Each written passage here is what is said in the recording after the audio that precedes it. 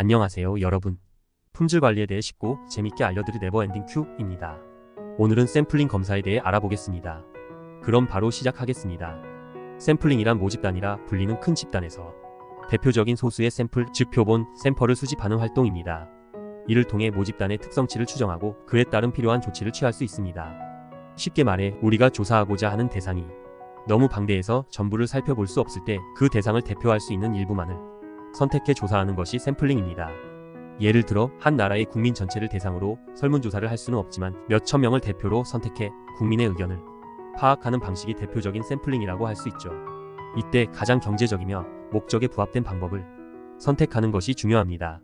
즉 최소한의 자원으로 최대한의 효과를 얻을 수 있는 샘플링 방법을 선택해야 합니다. 이렇게 해야 연구나 조사의 효율성을 극대화할 수 있기 때문입니다. 그렇다면 여기서 모집단, 파푸열레이션이란 무엇일까요? 모집단이란 조사나 연구의 대상이 되는 특성을 가진 모든 것들의 집단을 의미합니다. 다시 말해 우리가 연구하고자 하는 대상 전체를 가리키는 용어입니다. 예를 들어 한 기업의 모든 고객, 한 국가의 모든 국민 혹은 특정 병원의 모든 환자 등이 모집단이 될 수 있습니다. 이 모집단 전체를 대상으로 조사할 수 있으면 좋겠지만 앞서 언급했듯이 현실적으로는 불가능하거나 비효율적일 때가 많습니다.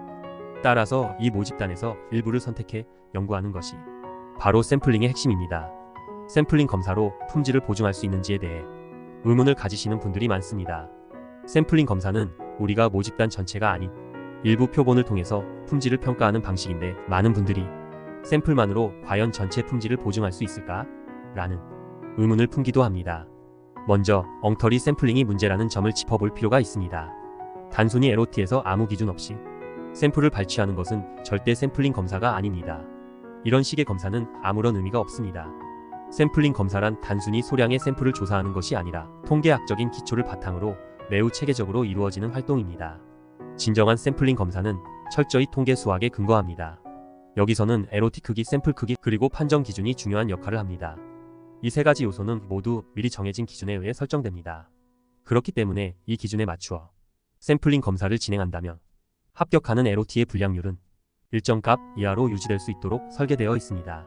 즉 우리가 샘플링을 통해 검사를 진행하더라도 통계적으로 유효한 방법을 사용하면 전체 LOT의 품질을 일정 수준 이하로 제어할 수 있는 것이죠.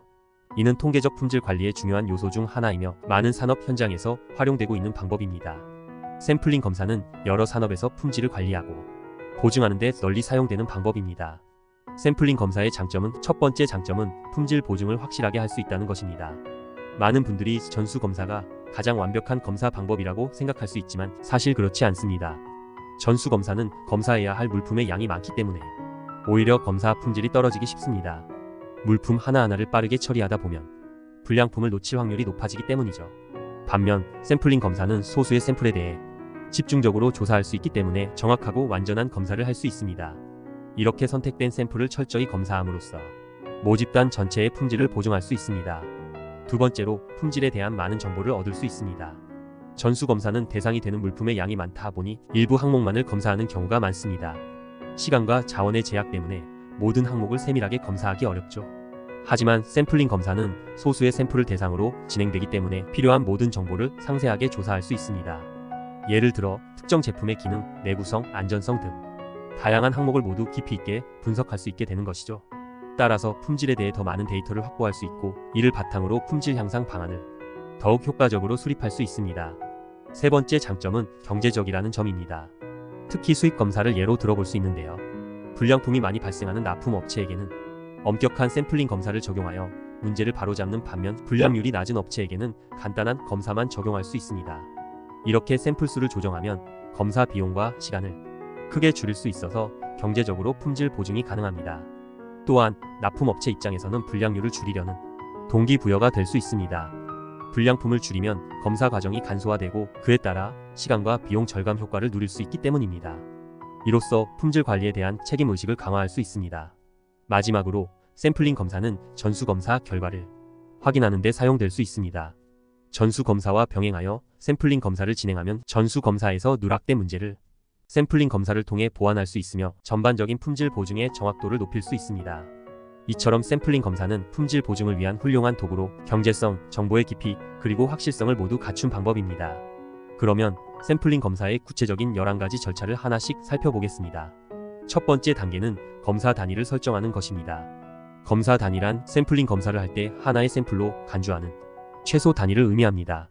예를 들어 부품 하나를 검사 단위로 삼을 수도 있고 제품의 특정 부분이나 특정 개수를 단위로 삼을 수도 있습니다. 이때 검사하려는 제품의 특성과 검사 목적에 맞는 적절한 단위를 설정하는 것이 중요합니다. 다음은 검사 항목을 선정하는 단계입니다. 모든 제품에는 다양한 품질 특성이 있지만 샘플링 검사에서는 그 중에서 어떤 항목을 검사할 것인지를 결정해야 합니다.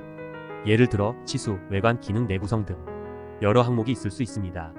검사하려는 목적에 맞춰 가장 중요한 항목들을 선정하고 그에 따라 샘플링을 진행합니다. 세 번째 단계는 품질 기준과 측정 방법을 결정하는 것입니다. 선정된 검사 항목에 대한 기준이 명확해야 하며 이 기준을 어떻게 측정할 것인지에 대한 방법도 결정해야 합니다. 기준은 산업표준이나 고객 요구 사항을 기준으로 설정될 수 있으며 그 기준을 얼마나 엄격하게 적용할지도 미리 정의해야 합니다. 네 번째는 검사의 종류를 선정하는 단계입니다. 검사에는 크게 계량 검사와 개수 검사로 나뉩니다. 계량 검사는 실제 숫자나 값을 측정하는 것이고 개수 검사는 분량 여부를 확인하는 것입니다. 검사할 항목의 성격에 따라 어느 종류의 검사가 적합한지 결정하게 됩니다. 다섯 번째는 검사의 조건과 요소를 설정하는 단계입니다. 검사를 진행할 때의 조건, 예를 들어 검사 환경, 검사 장비, 검사 시간 등이 포함됩니다. 이 조건이 검사 결과에 미치는 영향을 최소화하고 일관된 결과를 얻기 위해 신중하게 설정해야 합니다. 다음으로는 검사 로트를 형성하고 로트 크기를 결정해야 합니다. 로트는 샘플링 검사를 진행할 모집단을 의미하며 검사할 전체 제품의 그룹입니다. 로트 크기는 제품의 생산 규모, 검사 목적 등에 따라 결정되며 이후 샘플 크기를 설정하는 데 중요한 역할을 합니다. 일곱 번째는 샘플링 검사 방식을 결정하는 단계입니다. 주로 사용하는 방식으로는 단일 샘플링, 이중 샘플링, 다단계 샘플링이 있습니다. 각각의 방식은 검사 효율과 정확성의 차이가 있으므로 제품의 특성 및 검사 목표에 맞는 방법을 선택해야 합니다. 여덟 번째 단계는 샘플을 선정하고 측정하는 것입니다. 앞서 결정된 샘플링 방식에 따라 로트에서 무작위로 샘플을 추출하고 정해진 품질 기준과 측정 방법에 따라 샘플을 측정합니다. 이 단계는 신중하게 이루어져야 하며 측정 과정에서 발생할 수 있는 오류를 최소화해야 합니다. 다음으로 측정 결과를 품질 기준과 비교하여 제품의 합격 또는 불합격을 판정합니다. 이때 불량률이 허용 기준을 초과하면 로트 전체가 불합격 처리될 수 있으며 기준 이하일 경우 합격 처리됩니다. 이러한 판정은 로트의 운명을 결정하는 중요한 단계입니다. 열 번째 단계는 라트의 처치입니다. 합격한 로트는 다음 공정으로 넘어가거나 출하될 수 있지만 불합격한 로트는 재작업 또는 폐기 처리가 필요합니다. 불량률이 높은 경우에는 원인을 분석하고 개선 대책을 마련하는 것도 중요한 과정입니다. 마지막 단계는 검사 기록을 관리하고 활용하는 것입니다. 검사 결과와 기록은 품질 관리에 중요한 데이터로 남습니다. 이 기록들은 추후 문제가 발생했을 때 원인을 파악하는 데 큰 도움을 주며 품질 향상 활동에도 활용됩니다. 따라서 검사 기록은 체계적으로 관리되고 필요시 빠르게 참고할 수 있도록 준비되어야 합니다. 오늘은 샘플링 검사에 대해 알아봤습니다. 이상으로 오늘의 강의를 마치겠습니다. 오늘 강의가 여러분에게 도움이 되었길 바라며 다음 강의에서 또 유익한 내용으로 찾아뵙겠습니다. 끝까지 시청해주셔서 감사합니다. 네버엔딩 큐 채널은 앞으로도 여러분과 함께 품질에 대한 다양한 주제를 다루며 실무에 도움이 되는 유익한 정보를 제공하도록 하겠습니다. 영상이 유익하셨다면 구독과 좋아요 그리고 알림 설정을 통해 더 많은 콘텐츠를 받아보실 수 있으니 꼭 눌러주시고요. 궁금한 점이나 다루었으면 하는 주제가 있다면 댓글로 남겨주세요. 다음 강의에서 다시 뵙겠습니다. 감사합니다.